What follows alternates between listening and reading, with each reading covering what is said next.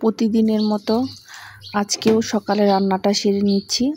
মেয়েকে নিয়ে বের হতে হবে, এটা তো আপনারা সবাই জানেন। এর জন্য দ্রুত রান্নাটা শেষ করছি। আজকে ঘুম থেকে উঠতে কিন্তু বেশ দেরি হয়ে গিয়েছে। আসসালামু আলাইকুম, হ্যালো এভরিওয়ান, কেমন আছেন সবাই? আশা করি ভালো আছেন। আমি লাবণী আমার আজকের আরেকটি নতুন ভিডিওতে সবাইকে স্বাগতম জানাচ্ছি। এই তো মেয়েকে নিয়ে বের হয়ে গেছি।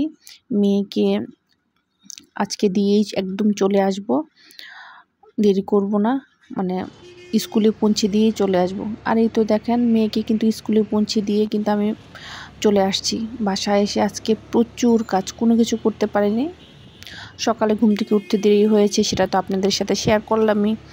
রাস্তায় যেতে যেতে আবারও মনে করে দিই, আমার ভিডিওটা শুরুতে যারা দেখছেন কিংবা পরবর্তীতে দেখবেন, দেখার শুরুতে একটা লাইক করবেন, কমেন্টস করবেন, সাবস্ক্রাইব করবেন, পাশে থাকা বেল আইকনটা বাজিয়ে দেবেন যেন আমার ভিডিও নোটিফিকেশনটা সবার আগে পেয়ে যান। আর যারা ফেসবুক থেকে দেখবেন তারা ফলো করবেন, শেয়ার করবেন ফ্যামিলি অ্যান্ড ফ্রেন্ডসদের মাঝে। এই তো চলে আসছি, ভাড়াটা দিয়ে এখন বাসায় যাচ্ছি। বাসায় গিয়ে তারপর অনেক কাজ, দ্রুত কাজটাও শেষ করতে হবে, আবার মেয়ের কাছে ফিরতে হবে। এই তো ফাইনালি ঘরে ঢুকতে পারলাম। মানে একটা বলে না যে একটা যুদ্ধের পরে ঘরে ঢুকলাম, এমন একটা অবস্থা হয়েছে। আগে একটু বসি, ঠান্ডা হই। এমনিতেও কোনো কাজ করতে পারবো না, 2টা বেজে গেছে। আজকে ভেবেছিলাম ঘর গুছাবো, রান্না বান্না মনে হয় না করতে পারবো। ঘরটা মোটামুটি গুছিয়ে তারপর আবার মেয়েকে নিতে চলো, কারণ 1 ঘন্টা হাতে আছে। আমি 1 ঘন্টায় কতটুকু কাজ করতে পারবো। আজকে কি হয়েছিল সেটা তো বলিনি, এখন বলি। আমি মেয়েকে স্কুলে দিতে চলে গেছি, আপনাদের ভাইয়া বাসায় ছিল। আপনাদের ভাইয়াকে চাবি দিয়ে গেছি, বলে গিয়েছিলাম নিচে যেন ম্যানেজারের কাছে চাবিটা দিয়ে যায়। বরাবরই সেটাই করে। আর ওনাকে যে চাবিটা দেওয়া হয়েছিল উনিটা হারিয়ে ফেলেছেন। একটা চাবি ওনার কাছে ছিল, একটা আমার কাছে ছিল, উনি হারিয়ে ফেলেছে। যাই হোক, যেটা হারিয়ে গেছে তো হারিয়েই গেছে। এখন সে চাবি নিয়েই অফিসে চলে গেছে। অফিসেও যায়নি, উনি রামপুরা ব্রিজ পর্যন্ত গিয়ে ওনার মনে হয়েছে চাবি না দিয়েই চলে গেছে। তখন তিনি যে লেগুনায় গিয়েছে সেই লেগুনার ড্রাইভারের কাছে চাবি দিয়েছে। আমাদের এখানে একটা দোকান আছে, সেই দোকানটা খুব বিশ্বস্ত, তাদের সাথে আমাদের খুব ভালো সম্পর্ক।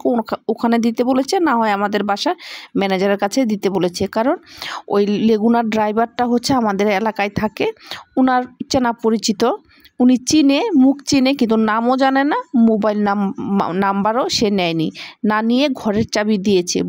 বলেন আপনাদের ভাইয়া যে চাবিটা দিল সেটা কি ঠিক করলো? উনি তো ভালো করে সেই লোকটাকে নামটাও জানে না, মোবাইল নাম্বারটাও সে নেয়নি। তার সাথে কীভাবে যোগাযোগ করবে, সে চাবিটা আদৌ দিল কি না, সে কীভাবে এই কাজটা করলো? এখন আপনারাই বলেন আপনাদের ভাইয়া কাজটা ঠিক করেছে কি না।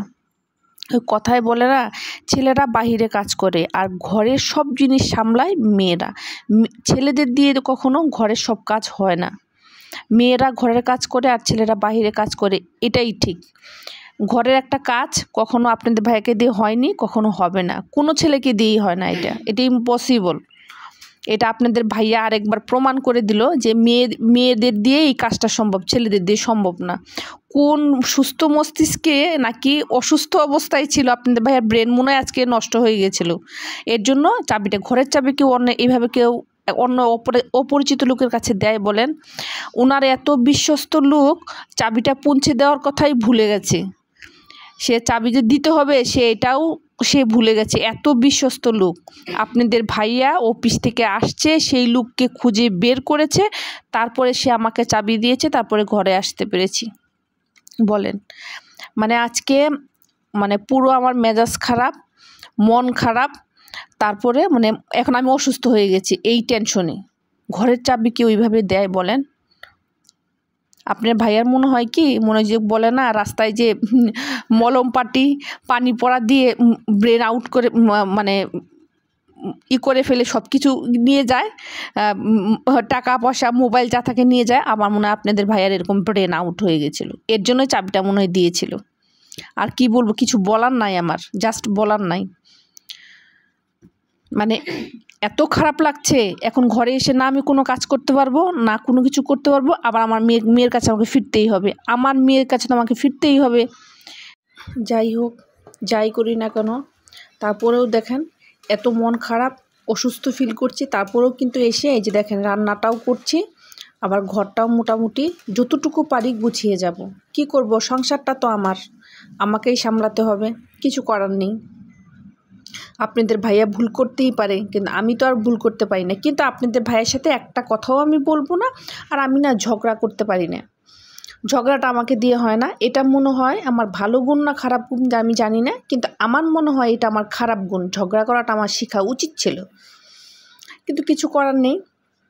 এই তো দেখেন রান্নাটা বসিয়ে দিয়েছি, এখন এটা হতে থাকুক। আপাতত বিকেলের জন্য একটা রান্না যদি আমি করে যেতে পারি তাহলে এটা আমার জন্য ভালো হয়। মেয়ে এসে একটু কিছু, মেয়ের জন্য তো নাস্তা তৈরি করতে পারবো না, এসে নাস্তা তৈরি করতে হবে।